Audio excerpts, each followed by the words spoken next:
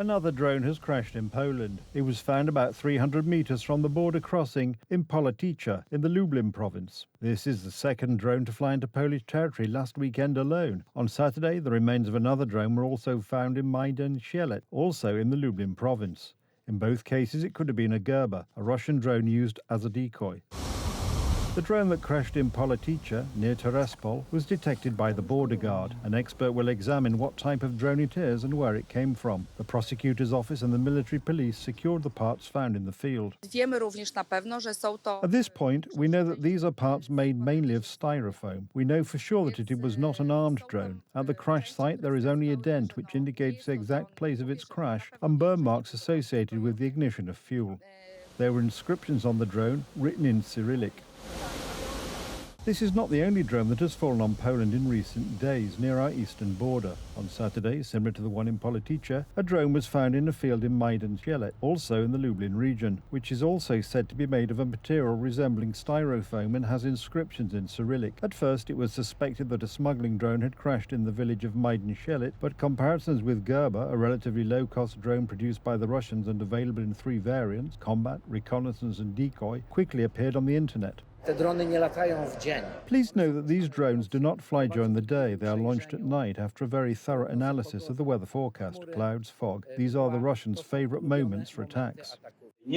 Undoubtedly, and we can say this with a high degree of probability, the Russians are testing our air defense system. However, in this case, with drones, it is a very difficult operation, and in fact, we as a country, as the Ministry of National Defense, as the Army, are only just beginning to develop such air defense systems. The drones from Politica and Majdan-Sielet are not the only unmanned aerial vehicles that have crossed the Polish border. Last month in Ossini, also in the Lublin province, a drone fell into a field and exploded. We are dealing with some kind of terrifying incompetence on the part of the current leadership of the Ministry of National Defense. Second, I am asking what is happening with the Sky Control System, a system produced by a Polish company that operates in Ukraine. This system is designed to detect and then disable drones. There was also a violation of Polish airspace last week. Fighter jets were scrambled. The president, who was in the United States at the time, was informed about the incident. A moment ago, we also received information regarding the violation of Polish airspace. This topic was also discussed today during a meeting between the presidents of Poland and Lithuania. Lithuania has also had incidents with drones from the east. We have had at least 3 such incidents in recent years, one of which was quite serious because the drone was carrying explosives. In order to combat such threats, we have planned a series of measures. The Polish president emphasized that our countries cooperate in the field of security. This cooperation is excellent, both in terms of joint exercises, information exchange and preparedness for what is happening around us, for example, in the Zapad. Zapad will begin in just 4 days, and experts warn that the joint maneuvers by Russia and Belarus could be an opportunity for further provocations. These will comprise practicing the use of nuclear weapons, including Russia's Oreshnik hypersonic missile.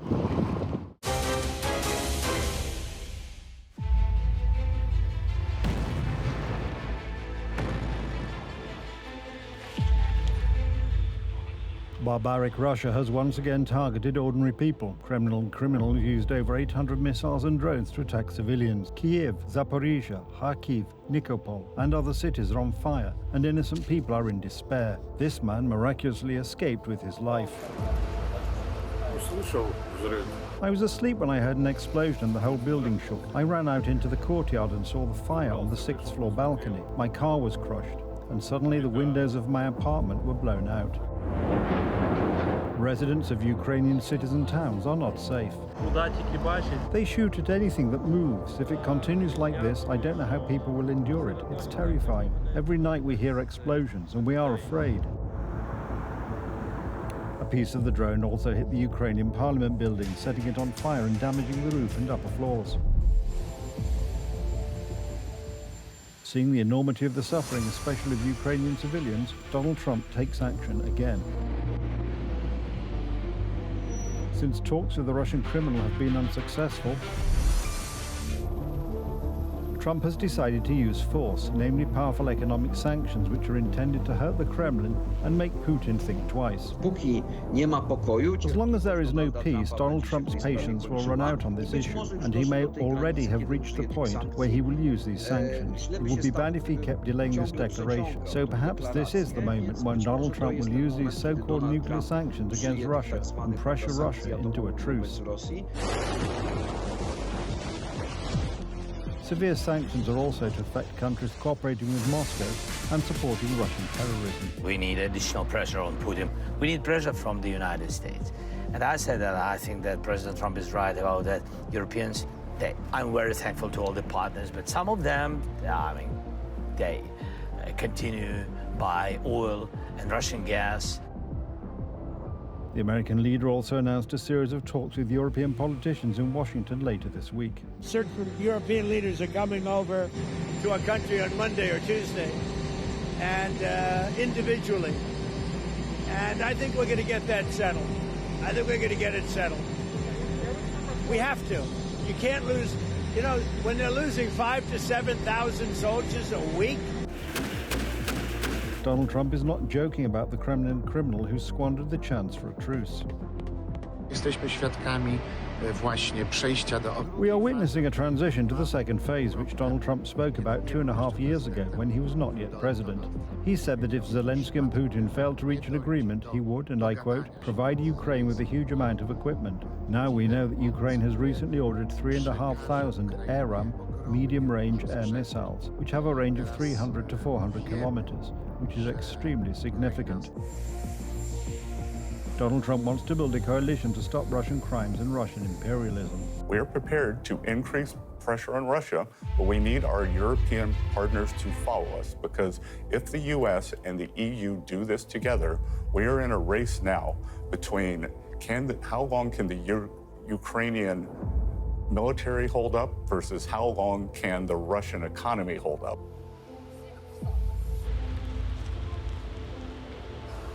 Donald Trump's plan is currently the only hope for peace for Ukrainian civilians who are being brutally attacked by the enemy. The French government has collapsed. This is the second collapse in the last year. The French people are now facing either early elections or a new minority government, appointed by the extremely unpopular President Macron, which will lead to even greater chaos. The situation is becoming dangerous for the whole of Europe, as Europe's second largest economy is heavily indebted. Political uncertainty is growing, and massive protests are set to begin across the country on Wednesday. France is sinking into even greater chaos, and the political and economic crisis seems to have no end. We are tired of successive unstable governments. Young people want real change, not constant uncertainty about what will happen next. Something has to change eventually, and I think something has to happen eventually. French Prime Minister François Bayrou, the third Prime Minister of France's minority government in a year and a half, had no illusions and knew long before the vote what this meant for him and his government. I simply know that we cannot avoid this issue. We cannot sweep such an important matter as the budget under the rug. And that is why I decided to take a risk. Collapse? Yes, governments collapse. Bayrou has repeatedly warned that without budget cuts, France faces a real catastrophe. Public debt has risen to 114% of GDP, and the deficit is already twice the EU's acceptable limit of 3%. This is the last stop before the precipice and the collapse of France due to debt. We have to call it what it is, a mortal danger to our country. The crisis in France threatens the whole of Europe. The country's gigantic debt, combined with increasing political turmoil, means that France is beginning to be compared to Greece before the great crisis and bankruptcy. I think we will not have a public debt crisis in France this autumn or in next year or even in 2027. But I think that if we don't act now to reduce the public deficit, it could happen that in a few years, maybe 10 years, 15 years, we could be in a situation quite comparable to Greece. So much for theory, but there are no takers for saving because the economic situation of many families is becoming increasingly difficult. The debt has been growing for years, but now they are asking everyone who doesn't even have a job or a living wage to pay it off. When you hear such things from politicians who are renovating their offices and earning a fortune, you really don't feel like doing it.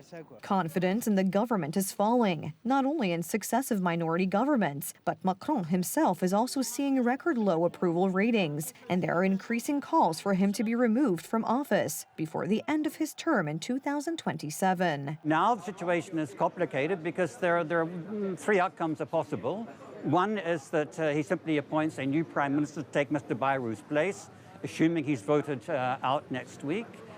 Secondly, he could dissolve Parliament as he did last year and call new elections and hope that would produce a different distribution of power and seats in the Parliament. Or the most dramatic scenario would be one in which he resigns himself and calls presidential elections. That's something he's vowed not to do. Polls show that if elections were held now, Marine Le Pen's right wing would win by a landslide. We have a crisis that has been growing for years, plunging the entire nation into uncertainty and anxiety. The budget is only one element of it. France is at a serious crossroads. No government that could implement any reforms, an extremely unpopular president, but above all, a huge public debt and even faster growing social anger, which is increasingly dividing the country. I've never seen people rummaging through trash cans looking for food before. What's going on? What is this? When you see that some people are rolling in money, it's sad. We're not heading in the right direction. Listen to me. I'm 80 years old, and one day you'll remember what I'm telling you. France is finished. Finished. It's over. On Wednesday, France will see the start of several days of mass protests and strikes under the slogan, "Block everything." Most French people fear that they could turn into riots, similar to those during the Yellow Vest protests in 2018.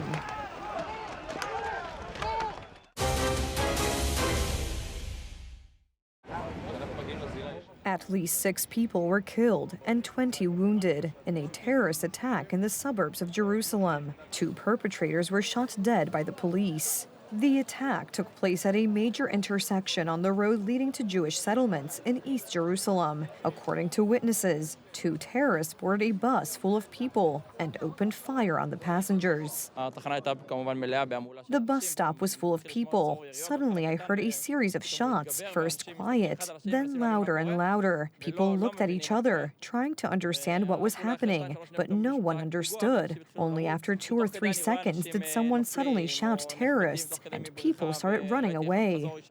The attack took place a few hours after Israeli Defense Minister Israel Katz issued an ultimatum to the Palestinian armed organization Hamas to lay down its arms and surrender, warning that otherwise it would be annihilated. I saw people falling or getting injured while trying to escape. I saw a woman who suddenly fainted. There was blood everywhere. Later, I returned to the scene and saw 2 bodies lying there, which suddenly made me realize how very, very serious this incident was. I managed to survive. Paramedic Ovea Sharabi and his team were the first to arrive at the scene. At around 10:14 a.m., we received a report of a terrorist attack at the Ramat intersection. We managed to reach the scene within a few minutes. I was the first to arrive and provided assistance to the injured. We saw people lying on the ground, bleeding, terrified, running in all directions. We are at war with terrorism on many fronts. We are pursuing and surrounding the settlements from which the terrorists came, and we will pursue all those who helped them and those who sent them. I want to emphasize this most emphatically. These murders and attacks do not weaken us. They only strengthen our determination to fight terrorism.